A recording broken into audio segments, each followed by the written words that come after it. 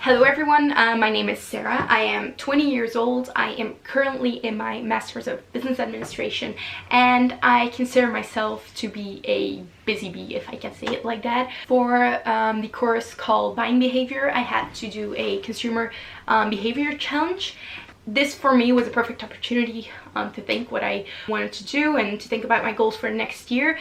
So I decided to do a challenge where I had to work out 5 times a week for a period of 4 weeks. The reason I did this is because I was never really good at working out. I worked out sporadically. I think I worked out maybe every 2 months in the last year. So this was a perfect opportunity for me to try and change something about that. The hard part about this challenge for me, it was finding the time to do this challenge, because working out is often for me, if I hear the word working out, I think about running for half an hour or that kind of stuff. So I had to really plan this.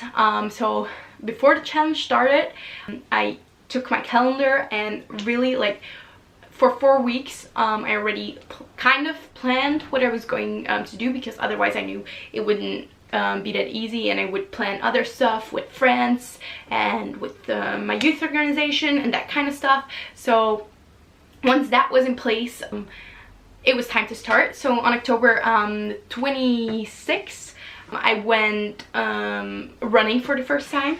The goal for this challenge for me was not to lose any weight, but to feel more fit and active after participating in this challenge. And also I was not willing to change my eating pattern. So main goal was to feel more fit, and also maybe if you work out for 4 weeks, I was assuming that maybe some fat would turn into muscle. Also, I wanted to discover some new sports, because if I work out, then it's just running, and it's not that I hate it, but I don't like it either. So discovering some new sports would be super nice. Also, so next to finding time, motivation was a big thing for me that I didn't have, and I would have to find, let's put it like that. As stated in our course, motivation is an inner state of activation that provides energy needed to achieve a goal. So I needed to find this inner state of activation. So like I said, on 26th of October, I started motivating myself by asking friends to work out with me. So along with only challenging myself, I actually ended up making friends work out more as well.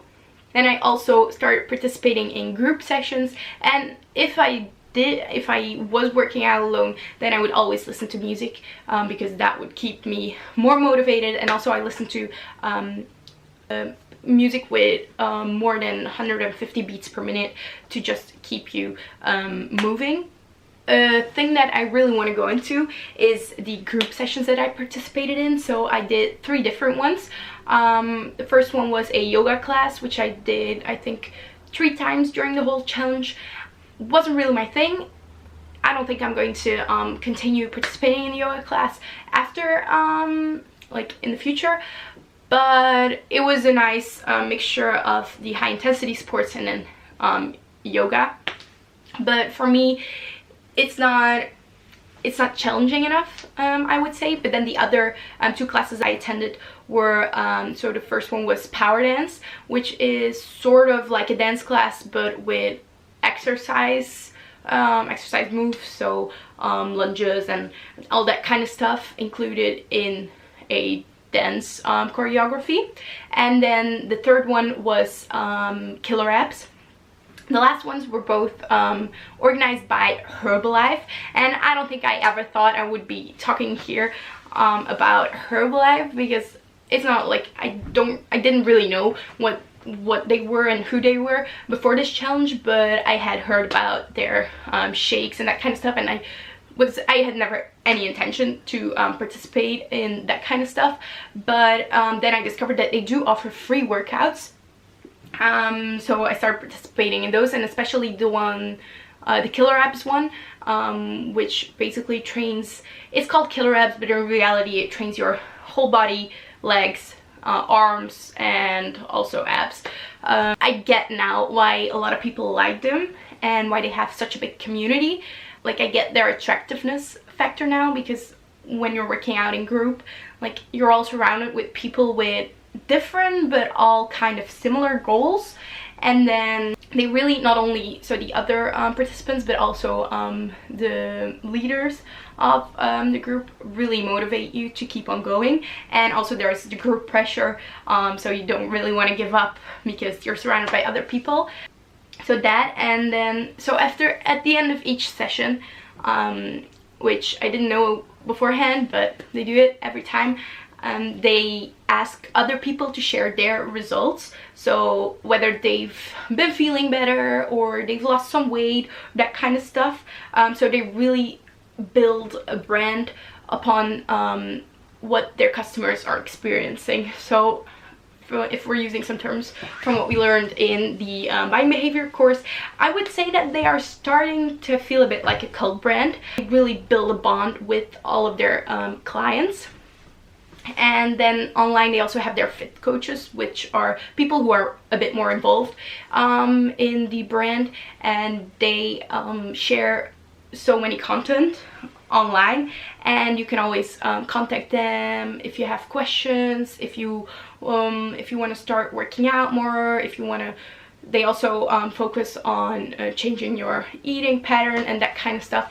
So I get now why they are as attractive as some people think they are, and I definitely will continue participating in their workouts, because first of all they're free, and second of all, actually I find it actually fun to participate in those. And it's mostly the feeling afterwards, which I can say about all the workouts that I did, is the feeling afterwards for me that kept me going and kept me motivated, because if I wouldn't feel good afterwards, then obviously that would discourage me a bit. But I felt really good after almost every workout. The challenge ended, or was supposed to end, on Friday on the 22nd of November, and the only time that I didn't work out was in week 4. I only worked out 3 times that week because of simple reason that I was traveling and I didn't really feel like working out whilst I was traveling. I could have done that, but I was just enjoying myself. But the good news is that so we're a couple of weeks after the challenge now that I'm filming this, and I have continued to work out, not 5 times a week, going to be honest, but I think on average 2 times a week. So that's really good, and I've been mostly working out with friends. So running, participating in the killer reps workout, which I also do with friends, and then we end up in a bigger group, and also swimming. Swimming is something that I hadn't done for such a long time before starting this challenge, but I do it weekly now, and swimming is supposed to be really good for your whole body, because you're not putting strength on like one part in particular. So I've been doing that.